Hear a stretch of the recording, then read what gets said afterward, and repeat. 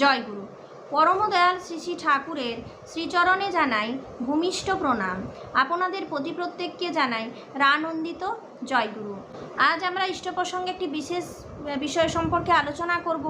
আমরা সকলেই জানি যে আজ হচ্ছে শ্রী শ্রী বড় মায়ের জন্মদিন, আর আজ হচ্ছে 14ই শ্রাবণ।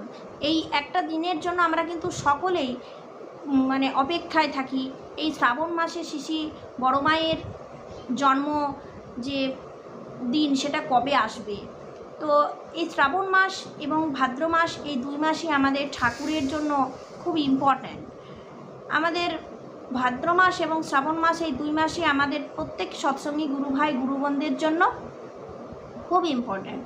তার জন্য আপনাদের প্রত্যেককেই বলি, আজের দিন খুব গুরুত্বপূর্ণ।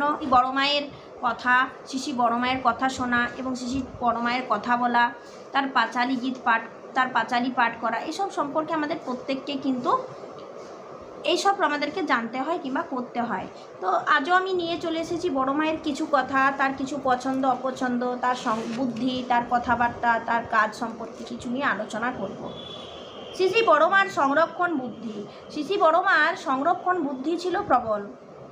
শ্রী শ্রী ঠাকুর একদিন কথা প্রসঙ্গে বললেন, অনিচ্ছা যেই আসে সেই মনোযোগ ছিন্ন হয়, মনোযোগ ছিন্ন হলে স্মরণশক্তি অক্রিয় হয়ে যায়। বড় বউয়ের কিন্তু তা হয় না, সব আছে তার। হাঁড়ি কুড়িগুলো এখনও এমন সুন্দর করে সাজাইয়ে রাখে, সেগুলোর দিকে তাকায়ে থাকতে ইচ্ছা করে। সেবা চক্রবর্তীর দিকে তাকিয়ে শ্রী শ্রী ঠাকুর বললেন যে, এই বড় বউয়ের কত পুরানো তোষক আছে রে। সেবাদি বললেন, একটা তোষক আছে, বলছিলেন 30 বছর আগেকার। এই কথা প্রসঙ্গে পঞ্চানন্দা বললেন, ঠাকুর সবাই কি এমন হতে পারে?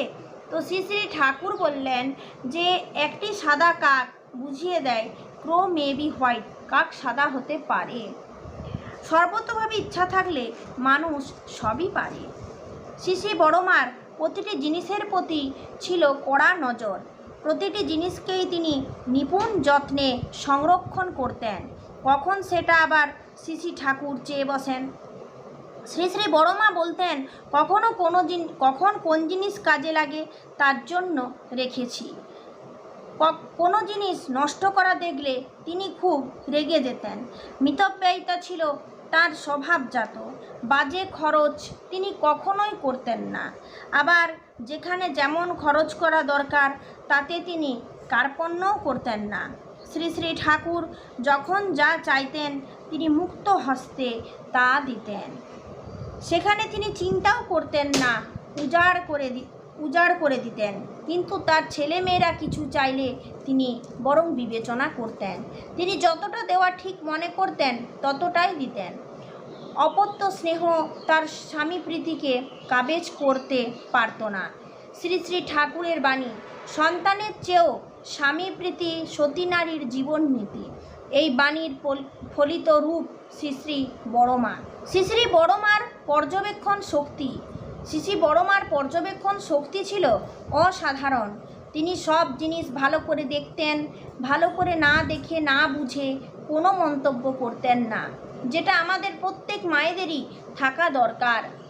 তিনি আগে থেকেই বুঝতে পারতেন কার দ্বারা কি হতে পারে। শ্রী শ্রী বড় মার দৈবী লীলা।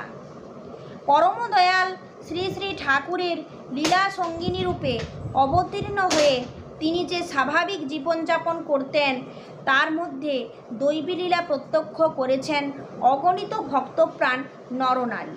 শ্রী শ্রী বড় মাকে সৎসঙ্গী দাদারা ও মায়েরা শ্রী শ্রী লক্ষ্মী মাতা রূপে পূজা করেন। শ্রী শ্রী বড় মা নিজেই অনেকের কাছে ধরা দিয়েছেন। পাবনা জেলার গাড়াদহ গ্রামের বাসিন্দা শ্রী গণেশচন্দ্র পালের কন্যা হেমাঙ্গিনী দেবী লক্ষ্মী প্রতিমা কিনে রোজ পূজা করতেন। তো এই পূজা করতে করতেই দিন সেই পান লক্ষ্মী দেবীর হাত থেকে পড়ে যায়। হেমাঙ্গিনী মায়ের ইচ্ছে হলো যে এই শ্রী শ্রী বড় মায়ের হাতে দেব। তো পান সুপারি নিলেন এবং তাকে বলেছিলেন, আমি সুধীর দাসের দোকানের মিষ্টি খাই। শ্রী শ্রী বড় মা মিষ্টি চেয়েছিলেন ওই হেমাঙ্গিনী দেবীর কাছে। এবং মা লক্ষ্মীর প্রতিমার বদলে শ্রী বড়মাকে পুজো করা চলে কি না এই সম্পর্কে তাকে জিজ্ঞাসা করা হলে শ্রী বড়মা বলেছিলেন করতে পারিস। তিনি নিজেই লক্ষ্মী মা রূপে ধরা দিয়েছেন এবং তার নিজের যে রূপ সেটা কিন্তু ভক্তের কাছে ধরা দিয়েছিলেন। ঠাকুর বলতেন বড় বউ ঘুমায় 10 মিনিট কি 15 মিনিট। পূজনীয় কাজলদা বললেন একজন যুবকের তো 6 ঘন্টা ঘুম সাফিসিয়েন্ট, কিন্তু কেউ যদি 4.5 ঘন্টা ঘুমিয়ে উঠে পড়ে তাহলে প্রথম তার গা ম্যাচ করে। শ্রী ঠাকুর বলছেন তা করে, কিন্তু উঠতে উঠতে অভ্যাস হয়ে গেলে তখন তা ঠিক হয়ে যায়। এই যে বড় বউ ঘুমায় 10 মিনিট কি 15 মিনিট। কাজলদা রাত 2টোর সময় তো উঠে পড়েন। পুরুষ যখন আবির্ভূত হন তখন তার প্রকৃতি সত্তা বা পরমা প্রকৃতি যিনি তাকেও নেমে আসতে হয় পরম পুরুষের ইচ্ছার অধীনে। তা না হলে পুরুষ ও প্রকৃতির সম্মিলন সর্বোত্তম নরলীলা সংগঠিত হতে পারে না। তারা জাগতিকভাবে দ্বৈত হয়েও অদ্বৈত, অভিন্ন। ঠাকুর পুরুষোত্তম রূপে আবির্ভূত হয়েছেন এবং এই মাটিতে লীলা করেছেন অভিন্ন সত্তার অধিকারিণী শ্রী বড়মাকে নিয়ে। এটা সাধারণভাবে বোধ ও বিশ্বাসের উপর স্থাপন করা খুব কঠিন। তাই সেই সময় অনেকের মনে বোধ হয় সংশয় ছিল। সেই সংশয় দূর করবার জন্য শ্রী ঠাকুর নিজেই একদিন জ্যোতি আশ্রমের বারান্দায় বসে সমাগত ভক্তবৃন্দকে জিজ্ঞাসা করেছিলেন বড় বউ সম্বন্ধে আমাদের কি মনে হয়। কয়েক সেকেন্ড অপেক্ষা করে ঠাকুর নিজেই বললেন আপনাদের ঠাকুর নারী দেহ নিয়ে জন্মালে তার যে রূপ হতো তা ওই বড় বউ। জাগতিকভাবে তারা স্বামী স্ত্রী হিসাবে ভিন্ন ভিন্ন রূপ পরিগ্রহ করলেও আদতে তারা যে চিরকালীন অভিন্ন সত্তা হিসাবে পৃথিবীতে লীলা করেন ইতিহাসেও এর প্রমাণ পাওয়া যায়। পরম পুরুষ শ্রীরামকৃষ্ণদেবও একদিন গঙ্গার তীরে বসে সংশয় আচ্ছন্ন যোগিন মাকে বলেছিলেন ওকে সারদা দেবী তেমনি জানবি, ওর উপর সন্দেহ এনো না, একে নিজেকে দেখিয়ে বললেন অভেদ জানবে। এটার সূত্র মানে এই ছোট্ট কথাটির সূত্র বিশ্ব চেতনায় শ্রী রামকৃষ্ণ। পরম দয়াল শ্রী ঠাকুর সারা জীবন নানা ঘটনা প্রবাহের মধ্য দিয়ে শ্রী বড়মাকে চিনিয়ে দিয়েছেন। মহাসমুদ্রের মতো গভীর অথচ শান্ত সমাহিত ব্যক্তিত্বপূর্ণ দুটি ছিল শ্রী বড়মার দিব্য জীবনের তরঙ্গে তরঙ্গে।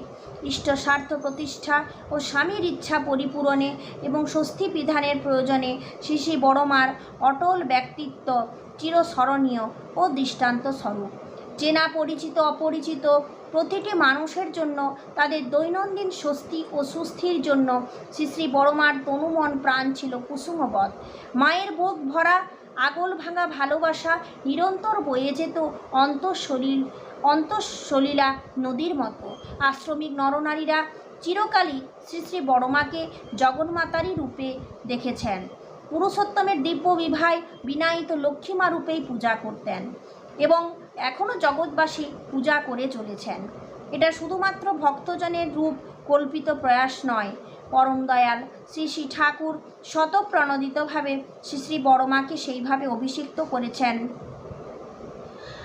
1344 সালে 6 চৈত্র মাতা মনমোহিনী দেবী যখন ইহধাম ছেড়ে চলে গেলেন আমরা দেখতে পাচ্ছি শ্রী বড়মার সম্পর্কে ঠাকুরের কথাগুলো কেমন। আমরা যদি ঠাকুরকে মেনে থাকি আমরা বড় মাকেও মানব। বড় মা আমাদের লক্ষ্মী স্বরূপিণী বড় মা। আজকের দিনে পাঁচালী গীত গাওয়া, বড় মার আলোচনা, আপনাদের নিকটস্থ দেখবেন কোনো উপযোজনা কেন্দ্র কিংবা সৎসঙ্গ কেন্দ্রতে অবশ্যই মাতৃ সম্মেলনের ব্যবস্থা থাকবে। মায়েরা গিয়ে সেখানে বড় মায়ের গান কথা বিভিন্ন রকমের বক্তব্য, তার জীবনী, তার সংসার জীবনের যে কাজকর্ম এই সম্পর্কে আলোচনা অবশ্যই করবেন। যারা যেখানে আছেন নিজেদের কাজটাকে একটু অফ করে অবশ্যই আজকের দিনের জন্য সময় দিন। সেই মাতৃ সম্মেলনের জন্য নিজের মাতৃ সম্মেলনে যোগ দিন এবং পরম দয়াল শ্রী ঠাকুরকে মাথায় নিয়ে যারা চলছেন তাদের অবশ্যই উচিত শ্রী বড়মাকে পুজো করা। এই শ্রাবণ এবং ভাদ্র 2 মাসই কিন্তু প্রত্যেকের জন্য খুব খুব ইম্পর্ট্যান্ট। এমনভাবে আপনারা ঠাকুরকে ধরে আছেন বড়মাকেও ধরে থাকুন, কারণ নারায়ণ এবং লক্ষ্মী দুইজনকেই চায়। নারায়ণ মানে হচ্ছে বৃদ্ধির পথ, তাই লক্ষ্মীকে বাদ দিয়ে নারায়ণ হয় না। এটা জেনে রাখবেন। আজ এই শুভ জন্মদিনে শ্রী শ্রী বড়মা শ্রীচরণে জানাই কোটি কোটি প্রণাম। এবং তবে একটা কথা আমি বলবো যে শ্রী শ্রী বড়মাকে সব দিন লাগবে, তার আশীর্বাদ ছাড়া কিছুই হবে না। আমরা মায়েরা যদি তার কথা না মেনে চলি তাহলে আমাদের কিন্তু পদে পদে আমাদের লোকসান হবে। তাই লাভে থাকতে, সংসার জীবনে শান্তি পেতে আমরা বড় মায়ের দেওয়া শিক্ষাগুলোকে আসল করে দেখব এবং জীবন পথে তার আশীর্বাদ মাথায় নিয়ে চলব। আজ এই পর্যন্ত। জয় গুরু।